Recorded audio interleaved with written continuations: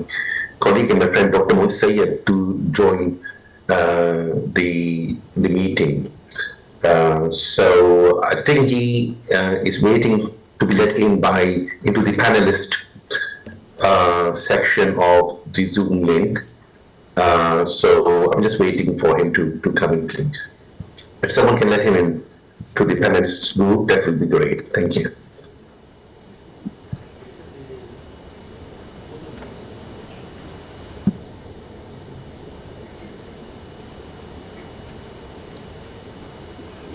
Good morning. Can you hear me?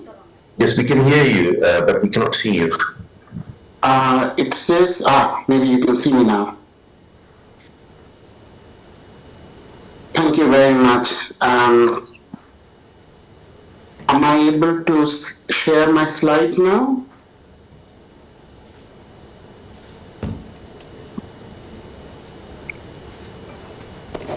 Yes, Professor, you should be able to share your slides. Yeah. Excellent. Okay. Can you please confirm you are able to see these? Yes, we are able to see it. Excellent. Well, thank you so much. My name is Syed Mahinuddin. I'm called as Moin by my family, and my spiritual teacher, Hazrat Jilani, calls me so, and so does a lot of people. So I'm really grateful and excited to be here.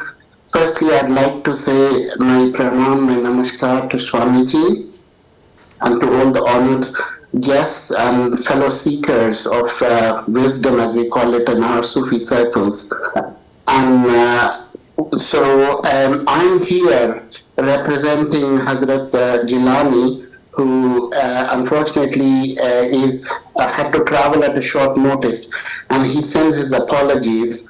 He sends his greetings of love and peace to all of you, and I'm sure he is in spirit with us here. So with that brief introduction, I will begin.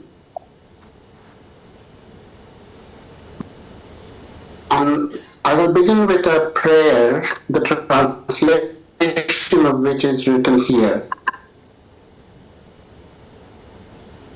Allahumma anta salam wa minka salam wa ilayka yarji'u salam hayyina rabbana bis salam وادخلنا الجنة دار السلام تباركت ربنا وتعاليت يا ذا الجلال والإكرام.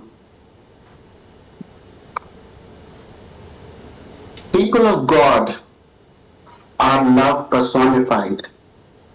Swamiji and Hazrat Ji met recently, and Hazrat is full of admiration for the beautiful work being done by Swamiji through the Sri Vishnu Mohan Foundation and Sri GNANA ADVAITHA PEETAM. This photograph reminded me of the famous Sufi poet Rumi, who conveys this profound wisdom of non-duality. The lamps are different, but the light is same. My task today is to convey Hazrat's message based on the profound teachings of Sufism, the mystical dimension of Islam.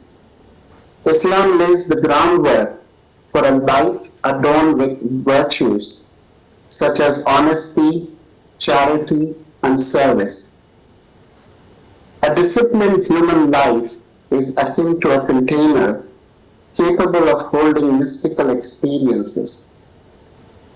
This analogy stresses the critical role of moral and ethical principles in safeguarding our spiritual endeavors. Consider the symbiotic relationship between Islam and Sufism as that of a protective lantern and a delicate candle. Islam acts as the lantern shielding the candle from the winds that could extinguish its flame, especially in the early stages. This analogy underscores the importance of adherence to Islamic principles for preserving and flourishing mystical experiences. While the lantern is vital a lantern that is not lit has no purpose. This analogy can be applied to all world religions. Unfortunately, we have become so obsessed with the lanterns that we fight and kill to prove one lantern is better than the other. However, we need to catch the point. The purpose of the lantern is to nurture the universal light within us. No matter how exquisite it looks, an unlit lantern is useless. This is the greatest injustice we do to ourselves, and it is time we realize and reconcile. In his wisdom, Hazrat Ali, the Caliph of Islam, parallels human, angelic, and beastly nature. He emphasizes the dominance of intellect in overcoming sensuality. When intellect prevails, a person ascends beyond angels. When sensuality dominates, they descend below beasts. This underscores the pursuit of higher understanding as a path to spiritual elevation. The principle of justice demands that we each allow our intellect to prevail. The question is if we are willing to do so. We got lost in material pursuits and started mistakenly believing that we are human beings having a spiritual experience, that too if we are aware. Sufis remind us that we are spiritual beings having a human experience. Hence, Sufis prioritize God and are encouraged to be absent from themselves and present in God. Hazrat reminds us to keep our hands busy with worldly duties while maintaining a heart focused on Allah, and that is called the zikr or remembrance. It exemplifies the integration of spirituality into daily life, a harmonious balance between the material and the divine. I will narrate a brief story that illustrates the 4 stages of spiritual practice as explained by Rumi. When one of his students asked him about these stages, Rumi instructed the student to go and slap 4 students in the next room. The student hesitated but did as the master instructed. The reactions of the students he slapped revealed their spiritual states, and then Hazrat Rumi explained to the student. For the first student, representing Sharia, responded back by slapping the student, reflecting the principle of reciprocity. The second, symbolizing the tariqah, stopped halfway, guided by the teachings of his spiritual master. The third, who was at the level of marifah or gnosis, recognized the event as the divine will, showing curiosity about who the source was just by looking at the face.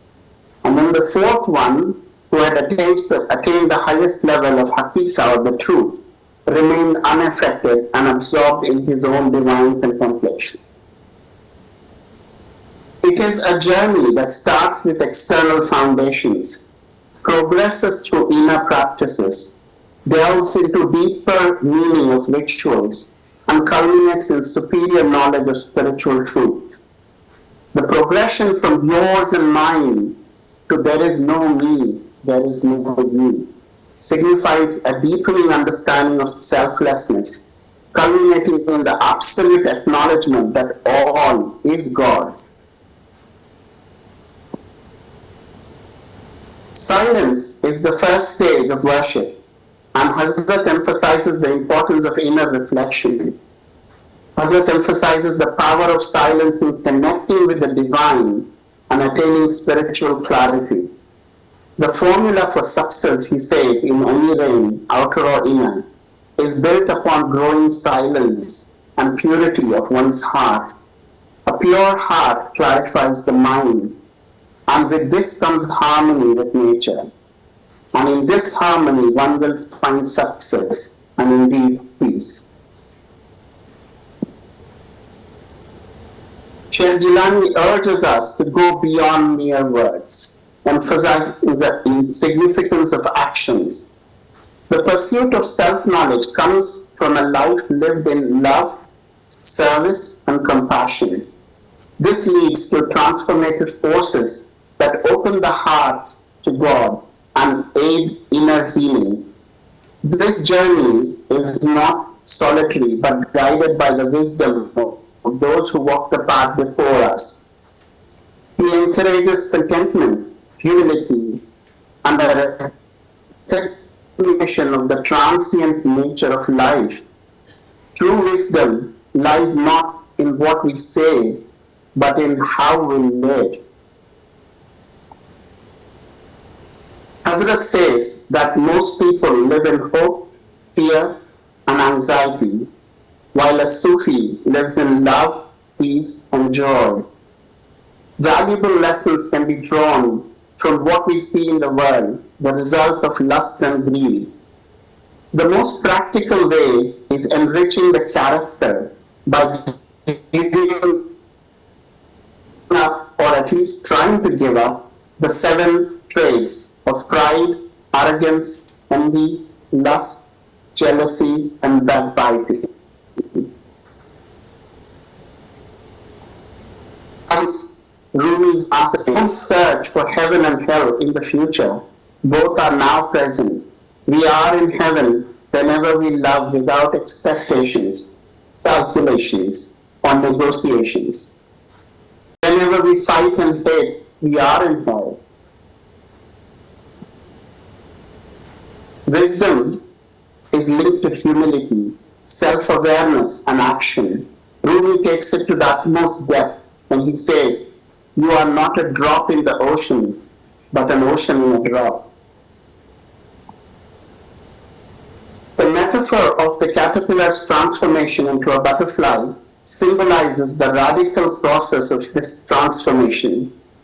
If we realize each breath represents a moment of renewal for us, a chance to shed our old selves and emerge new. Hence, Hazrat often says, Dam. Every dam that is coming is the arrival of another Adam. The question is, are we willing to acknowledge and do justice to that dam?